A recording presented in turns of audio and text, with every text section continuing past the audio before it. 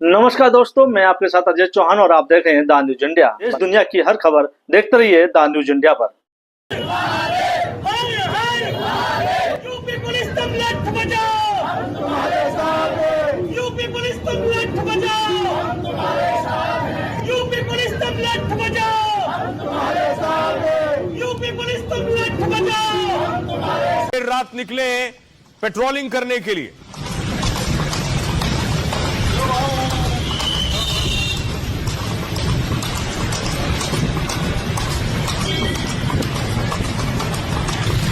तौकीर रजा ने भड़काऊ बयान दिए थे, तो उसके बाद लोग सड़कों पर निकले। तौकीर रजा ने कहा इस्लामिया ग्राउंड पहुंचो, इसलिए जुमे के बाद लोग ग्राउंड पर जा रहे थे। असली जो मास्टरमाइंड वो तौकीर रजा है, जिन पर पुलिस ने एक्शन लिया, गिरफ्तार करके जेल भेज दिया। उधर I love you, Baba and Bulldozer. I love you, Baba and Bulldozer. बहुत बेसिक बाबा ही है, बस भाई संभालेंगे देश को। इधर बाबा उधर मोदी। अरे बाबा जी के हो बाबा एंड बुलडोजर।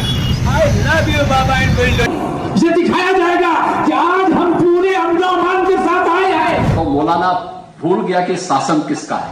हम सड़कों पर आएंगे तो तुम्हारी रूह कांप जाएगी। कर्फ्यू का सबक तुम्हें ऐसा सिखा देंगे कि तुम्हारी आने वाली पीढ़ी दंगा करना भूल जाएगी। जितना दबाया जाएगा ये मामला उतना उभरेगा। उनकी गर्मी को शांत करने के लिए हमें डेंटिंग पेंटिंग का सहारा लेना पड़ता है। पुलिस ने जानबूझकर मुसलमानों पर लाठियां चलाई। पुलिस पर हमला करोगे तो छेड़ोगे तो फिर छोड़ेंगे भी नहीं, और एक बार छोड़ेंगे नहीं तो फिर छोड़ोगे भी कभी नहीं।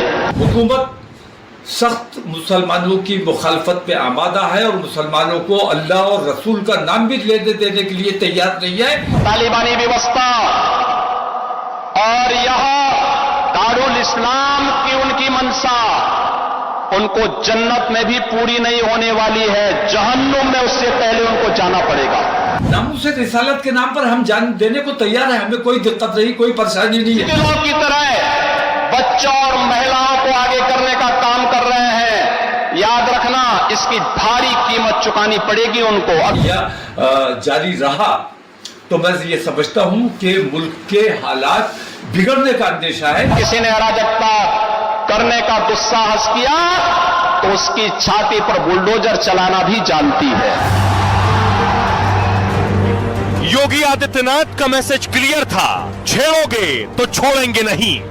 पुलिस पर हमला करोगे तो छेड़ोगे तो फिर छोड़ेंगे भी नहीं, और एक बार छोड़ेंगे नहीं तो फिर छोड़ोगे भी कभी नहीं।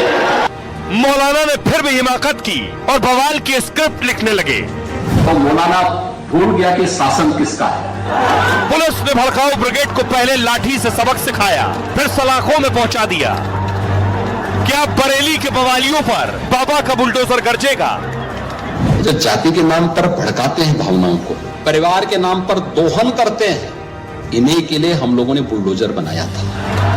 नवरात्रि में मौलाना ने मस्जिद के सामने बवाल कराया, लेकिन योगी ने सारी गर्मी निकाल दी। गोली मार दी तुमने अतीक और अशरफ को, ऐसे मुझे गोली मार दो। उसकी कई पीढ़ियों के सामने ऐसी कार्रवाई करेंगे कि उनके लिए एक नजीर बन जाएगा। चलाई मुसलमानों पर ये इल्जाम लगाया जा रहा है कि मुसलमानों ने पत्थर चलाया है। ये बिल्कुल झूठी बात है। मुसलमानों ने कोई पत्थर नहीं चलाया है। लोगों ने ये देखा है कि मुसलमानों ने अमन नुकसान नहीं पहुंचाया है, पुलिस ने खुद अमन को नुकसान पहुंचाया है। और हिंदू मुस्लिम फसाद नहीं हुआ, इसलिए पुलिस ने अपनी तरफ से फसाद मुसलमानों के ऊपर थोपने का काम किया है। और पूरे उत्तर प्रदेश के हिंदू और मुसलमान तमाम लोगों की जिम्मेदारी मुख्यमंत्री पर है। एक तरफा कार्रवाई ये नाकाबिले बर्दाश्त है। अगर ये रवैया जारी रहा तो मैं ये समझता हूं कि मुल्क के हालात बिगड़ने का अंदेशा है। भेदभाव नहीं करता किसी के साथ, कोई भी उसके साथ मिलकर के पर्व और त्योहार मना सकता है, कोई दिक्कत नहीं। आई लव मोहम्मद कह करके अव्यवस्था और आगजनी तोड़फोड़ का सहारा ले रहे हैं। उन्हें मालूम है ये शारदीय नवरात्रि है, विजयादशमी का पर्व है, और शारदीय नवरात्रि को अगर अव्यवस्था पैदा करोगे, चंड मुंड बनकर के कार्य करोगे तो मां भगवती कभी बर्दाश्त नहीं करने वाली है। मां भगवती तो ऐसे चंड और मुंडों को रोकने का ही कार्य करती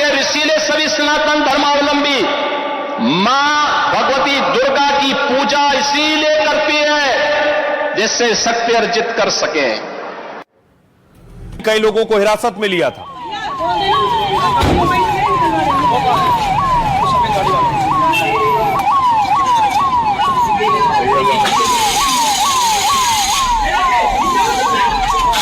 आज भी क्यों पथराव किया था? हाँ भाई, क्यों पथराव किया था? सर हमने पथराव नहीं करा था।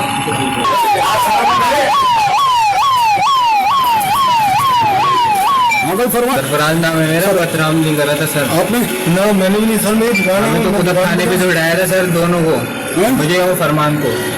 खुद थाने पे से जा रहे थे हम लोग सर, बोले इधर आओ, पकड़ा और गाड़ी में बैठा दिया, जबरदस्ती घुसेड़ दिया।